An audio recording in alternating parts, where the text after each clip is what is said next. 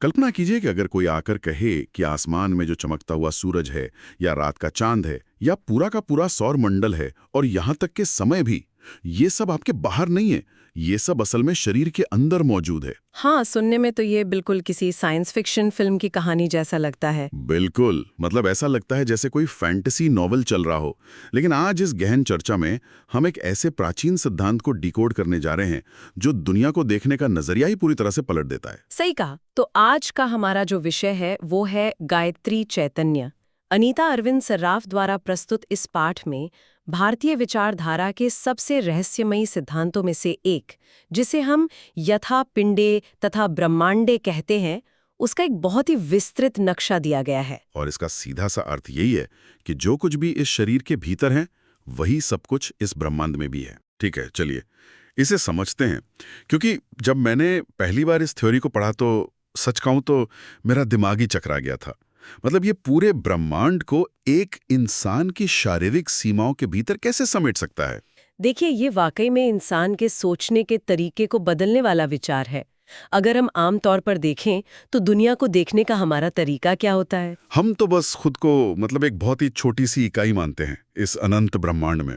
बिल्कुल, हमें लगता है कि प्रकृति एक बहुत विशाल मशीन है और हम बस उसका एक छोटा सा, शायद महत्वहीन पुर्जा हैं। लेकिन गायत्री चैतन्य का ये जो पाठ है, ये इस धारणा को एकदम जड़ से उखाड़ देता है। हाँ, और ये कोई हवाई बात नहीं लगती। नहीं, बिल्कुल नहीं। ये सिर्फ कोई दार्शनिक या फिलोसॉफिकल बात नहीं है। जब हम इस विवरण की गहराई में जाते हैं तो ये बहुत ही तार्किक और आप कह सकते हैं कि वैज्ञानिक तरीके से समझाता है कि इंसान और ब्रह्मांड के बीच असल में कोई सीमा रेखा है ही नहीं। कोई बाउंड्री नहीं है। हाँ, हमारा शरीर सिर्फ मांस और हड्डियों का कोई ढांचा भर नहीं है, बल्कि ये अपने आप में एक धड़कता हुआ पूरा का पूरा जीता जागता ब्रह्मांड है। तो इसे अच्छे से समझने के लिए क्यों ना हम शरीर के सबसे ऊपरी हिस्से से शुरू करें। हाँ, चेहरे से शुरुआत करना सबसे सही रहेगा। तो दुनिया को हम अपनी आंखों से देखते हैं। हाँ। अब इस पाठ में कहा गया है कि हमारी 3 आंखों में, यानी जो 2 भौतिक आंखें हैं और एक जो आंतरिक तीसरी आंख है, उनमें सूर्य, चंद्र और अग्नि का निवास है। जी। अब अगर कोई इसे सतही तौर पर देखे तो ये सिर्फ एक रूपक या मेटाफर लग सकता है, लेकिन इसके पीछे का असली कारण क्या है? मतलब सूर्य को तेज और स्पष्टता का प्रतीक माना गया है, चंद्र को शीतलता का और अग्नि को ऊर्जा का। यहाँ जो बात सबसे दिलचस्प है वो ये है कि इन तीनों को ही हमारी दृष्टि के साथ क्यों जोड़ा गया है। हाँ, वही मेरा भी सवाल है। देखिए, आंखें वो खिड़कियां हैं जिनसे हम इस बाहरी दुनिया को अपने अंदर लेते हैं, है ना? अब जब हम किसी चीज को देखते हैं तो हमारी दृष्टि कैसी होनी चाहिए? मान लीजिए अगर हम दुनिया को सिर्फ सूर्य की तरह देखें, यानी बहुत ज्यादा प्रखरता के साथ। हाँ, बहुत ज्यादा प्रखरता और एकदम कठोर तर्क के साथ अगर हम ऐसा करेंगे तो हम चीजों के पीछे की भावना को ही खत्म कर देंगे। सब कुछ बहुत रूखा और मशीनी हो जाएगा। अच्छा, और अगर सिर्फ चंद्रमा की तरह देखें तो? दूसरी तरफ अगर हम सिर्फ चंद्रमा की तरह देखेंगे, यानी केवल भावनाओं और शीतलता के चश्मे से, तो हम जो यथार्थ है, जो सच्चाई है, उसे नहीं देख पाएंगे। हम भ्रम में रह जाएंगे। तो फिर अग्नि का क्या रोल है इसमें? अग्नि का मतलब है विवेक। वो विवेक जो सही और गलत की पहचान करता है, जो भ्रम को भस्म करके सच को बाहर लाता है। क्या बात है। तो इसका सीधा सा संदेश ये है कि श्रोताओं को ये समझना चाहिए कि जब हम दुनिया का कोई भी फैसला लें, चाहे वो हमारी निजी जिंदगी का हो या ऑफिस का कोई बहुत बड़ा काम हो, हमारी दृष्टि में सूर्य की स्पष्टता, चंद्रमा की एम्पथी यानी सहानुभूति और अग्नि का विवेक, इन तीनों का एक परफेक्ट बैलेंस होना चाहिए। ये बहुत ही गहरा विचार है।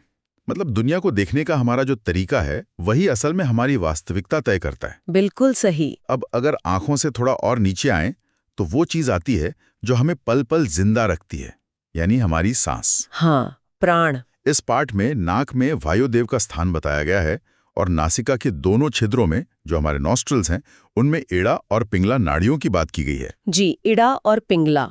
एड़ा नाड़ी को चंद्र और पिंगला को सूर्य कहा गया है।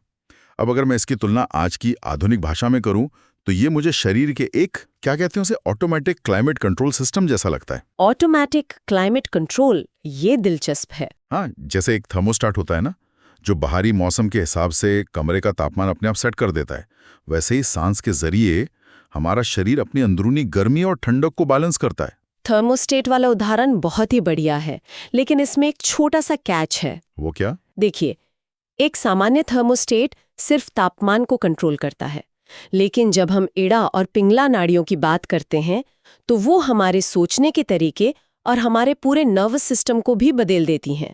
अच्छा, नर्वस सिस्टम तक इसका असर होता है? बिल्कुल।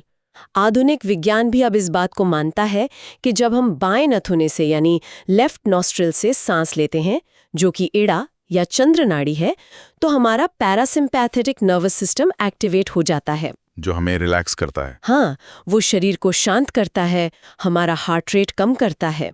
और इसके उलट जब हम दाएं नथुने से यानी पिंगला या सूर्य नाड़ी से सांस लेते हैं तो हमारा शरीर एक्शन के लिए तैयार होता है, उसे ऊर्जा मिलती है। यानी वो सिंपैथेटिक नर्वस सिस्टम को एक्टिवेट करता है। सही कहा। तो हमारी हर एक सांस सिर्फ हवा का अंदर और बाहर जाना नहीं है, ये असल में हमारे शरीर के भीतर सूरज और चांद की ऊर्जा का एक ब्रह्मांडीय नृत्य है। वाह! ये हमारे दिमाग और प्राण का वो बैलेंस है जिसके बिना हम एक पल भी जी नहीं सकते। और हाँ, सांस के साथ साथ चेहरे पर जीभ का भी जिक्र किया गया है, जहाँ ज्ञान की देवी सरस्वती का वास बताया गया है। हाँ, और ये बात मुझे बहुत लॉजिकल लगी, क्योंकि देखिए, ज्ञान चाहे किसी इंसान के पास कितना भी हो, जब तक वो वाणी के जरिए, शब्दों के जरिए बाहर नहीं आता, तब तक दुनिया के लिए तो उसका कोई अस्तित्व है ही नहीं। बिल्कुल, वाणी ही तो ज्ञान का प्रकटीकरण है। हमारे शब्द ही हमारे ज्ञान और अज्ञान का सबसे बड़ा सबूत होते हैं। एकदम सही बात है। खैर, सांस तो हवा का प्रवाह है, लेकिन हमारे भीतर एक और प्रवाह है जो लगातार चल रहा है, बिना रुके, और वो है हमारा रक्त, हमारा खून। हाँ, रक्त का संचार। सांस और संतुलन के बाद ये पाठ हमारे खून और समय के चक्र को आपस में जोड़ता है। इसमें बताया गया है कि रक्त में दिन के समय सूर्य देवता और रात के समय चांद्र देवता निवास करते हैं। जी। जब मैंने ये हिस्सा पढ़ा तो मुझे तुरंत आधुनिक जीव विज्ञान के जो सर्केडियन रिदम का कॉन्सेप्ट है उसकी याद आ गई, हमारी बायोलॉजिकल क्लॉक। अगर हम इसे व्यापक नजरिए से जोड़कर देखें तो ये हमारे शरीर और प्रकृति की घड़ी के बीच का एक अचूक सिंक है। मतलब दोनों एकदम तालमेल में काम करते हैं। कैसे? थोड़ा ऐसे समझाइए।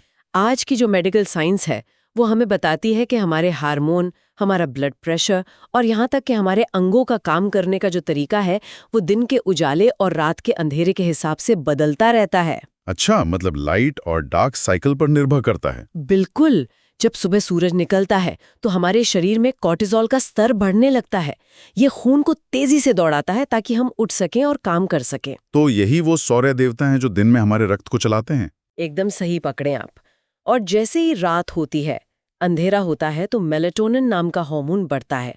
शरीर मरम्मत के यानी रिपेयर मोड में चला जाता है। और ये चांद्र देवता की शीतलता है। हाँ, तो सदियों पहले अनीता अरविंद सर्राफ के इस पाठ में जिस तरह से इस पूरी प्रक्रिया को पिरोया गया है, वो ये साफ दिखाता है कि हमारी जो दिनचर्या है वो प्रकृति से कहीं भी अलग है ही नहीं। ये तो बहुत ही अद्भुत है। लेकिन यहाँ एक और बात आती है, समय की। और समय को लेकर इस पाठ में कुछ ऐसा है जिसने मुझे सच में बहुत गहराई से सोचने पर मजबूर कर दिया। अच्छा, वो क्या है? देखिए, हम हमेशा समय को कैसे देखते हैं? एक दीवार पर टंगी घड़ी की तरह, जो लगातार टिक टिक कर रही है। मतलब एक ऐसी बाहरी ताकत जो हमें कंट्रोल कर रही है, जिसकी वजह से हमें हमेशा कहीं पहुंचने में देर हो रही होती है। हाँ, हम हमेशा समय के पीछे भागते रहते हैं। बिल्कुल।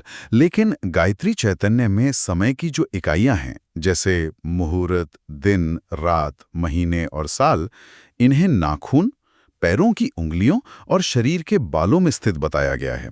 जी, रोम और नख में। अब सोचने वाली बात यह है कि नाखून और बाल शरीर के वो हिस्से हैं जो लगातार बढ़ते रहते हैं। हाँ, वो रुकते नहीं हैं। तो क्या इसका मतलब ये है कि समय हमारे बाहर नहीं भाग रहा है, बल्कि समय हमारे भीतर ही एक भौतिक रूप में, एक फिजिकल फॉर्म में बढ़ रहा है? ये एक बहुत ही शानदार और मैं कहूंगी कि विचारोत्तेजक सवाल है। मतलब ये नजरिया तो पूरा गेम ही बदल देता है। बिल्कुल बदल देता है, क्योंकि समय का बाहरी होना दरअसल हमारा सबसे बड़ा भ्रम है।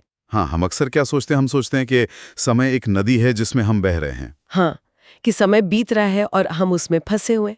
लेकिन ये पाठ उस भ्रम को पूरी तरह तोड़ देता है। ये बताता है कि हम ही वो नदी हैं। हम ही नदी हैं। वाह! बाल और नाखून शरीर के वो हिस्से हैं जो समय के बीतने का सबसे ठोस और स्पष्ट भौतिक प्रमाण देते हैं। जब एक बाल सफेद होता है या जब नाखून बढ़ता है, तो वो किसी बाहरी घड़ी का मोहताज नहीं होता। वो तो बस अपनी गति से बढ़ रहा है। हाँ, वो असल में हमारे शरीर के भीतर के समय को दर्ज कर रहा होता है। समय कोई ऐसा चाबुक नहीं है जो हमें पीछे से मारकर दौड़ा रहा है। समय हमारे अपने अस्तित्व का ही फैलाव है। तो ये जो हमें स्ट्रेस होता है समय का, वो तो फिर बेमानी है। बिल्कुल। जब कोई व्यक्ति ये बात गहराई से समझ लेता है कि हर एक पल, एक छोटे से मुहूर्त से लेकर पूरे साल तक सब कुछ उसके शरीर के भीतर ही जन्म ले रहा है और वही खत्म हो रहा है, तो समय को लेकर जो हमारी एंग्जाइटी होती है, जो घबराहट होती है, वो पूरी तरह से बदल सकती है। ये नजरिया तो पूरी तरह से टाइम मैनेजमेंट का, जो हम अक्सर ऑफिस में या जिंदगी में सुनते हैं, वो पूरा कॉन्सेप्ट ही पलट देता है। सही कहा। अब इस ब्रह्मांडीय लय और समय को समझने के लिए हमें ज्ञान चाहिए, और इस पाठ में ज्ञान और हमारी जड़ों का भी एक बहुत ही सटीक नक्शा दिया गया है। हाँ, शरीर के अलग अलग हिस्सों में। जैसे बालों में सभी ऋषियों का स्थान बताया गया है, जो तपस्या और गहरे विचारों के प्रतीक हैं। कंठ में साध्यगण हैं, छाती या स्तनों में वसुगण का वास बताया गया है, जो पोषण के प्रतीक हैं। जी। भुजाओं में मरुदगण हैं और पैरों के निचले हिस्से में पितृगण यानी हमारे पूर्वज हैं। और ये बात मुझे अच्छी लगी क्योंकि पूर्वज ही हमारी जड़ें होते हैं। बिल्कुल, वही हमारा आधार है। और पैरों के सबसे निचले हिस्से में तलवों में पृथ्वी है, जो हमें थामे हुए है। लेकिन क्या? रुकिए एक मिनट, यहाँ एक बात है जिसने मुझे सच में बहुत उलझा दिया।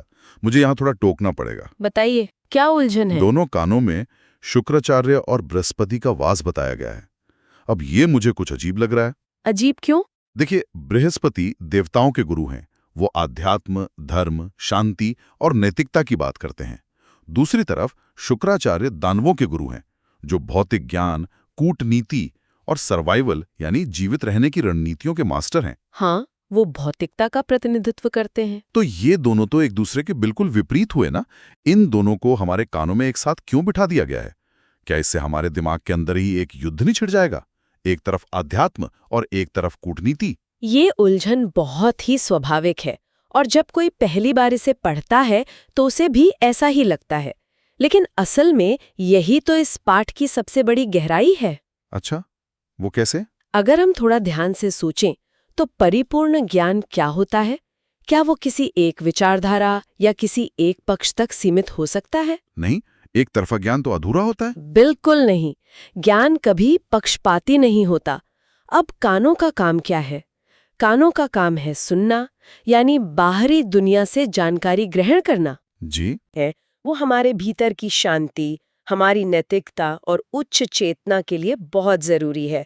लेकिन हम हिमालय पर तो नहीं बैठे। बिल्कुल, हम एक भौतिक दुनिया में रहते हैं, इस समाज में रहते हैं जहां प्रतियोगिता है, संघर्ष है। शुक्राचार्य जिस व्यवहारिक ज्ञान, राजनीति और सर्वाइवल टैक्टिक्स का प्रतिनिधित्व करते हैं, वो इस दुनिया में टिके रहने के लिए, सफल होने के लिए बहुत जरूरी है। तो हमें दोनों की जरूरत है। हाँ, अगर हम सिर्फ बृहस्पति की सुनेंगे तो हम इस भौतिक और प्रतियोगी दुनिया में बहुत पीछे छूट जाएंगे। लोग शायद हमारा फायदा उठा लें। और अगर हम सिर्फ शुक्राचार्य की सुनेंगे तो हम अपनी इंसानियत खो देंगे। हम सिर्फ स्वार्थ और चालाकी में ही उलझ कर रह जाएंगे। इन दोनों का कानों में एक साथ होने का मतलब ये है कि एक परिपूर्ण इंसान को बिना किसी पूर्वग्रह के, बिना किसी बायस के, दोनों तरह की विचारधाराओं को सुनना चाहिए। मतलब हमें संत भी बनना है और एक स्मार्ट इंसान भी। सही कहा। आध्यात्मिक और भौतिक दोनों तरह के ज्ञान को जब हम समान रूप से ग्रहण करते हैं, तभी हमारा विकास पूरा होता है।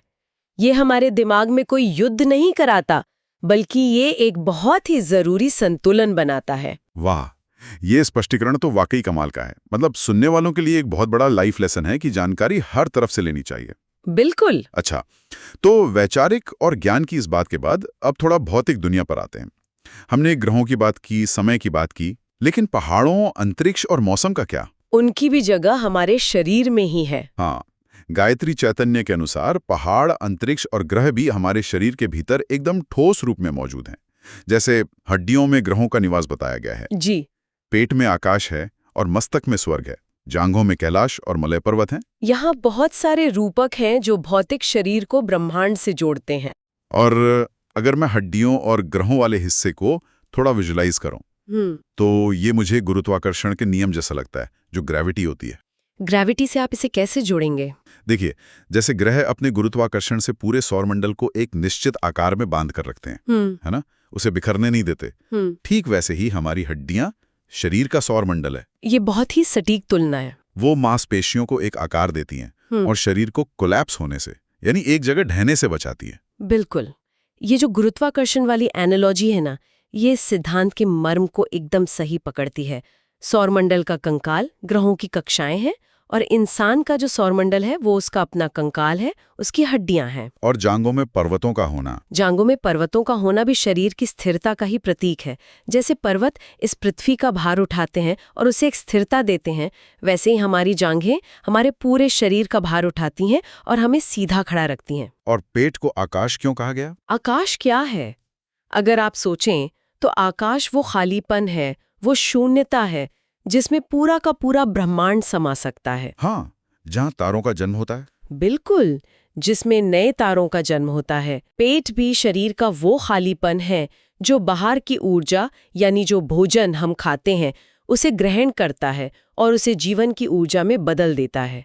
ये खालीपन ही असल में नई रचना की गुंजाइश बनाता है। क्या बात है। और सबसे सुंदर कल्पना जो मुझे इस पूरे पाठ में लगी वो है हृदय में पर्जन्य यानी वर्षा का स्थान होना। हृदय और वर्षा, ये बहुत ही गहरी बात है। हृदय और बारिश की तुलना बहुत ही काव्यात्मक है।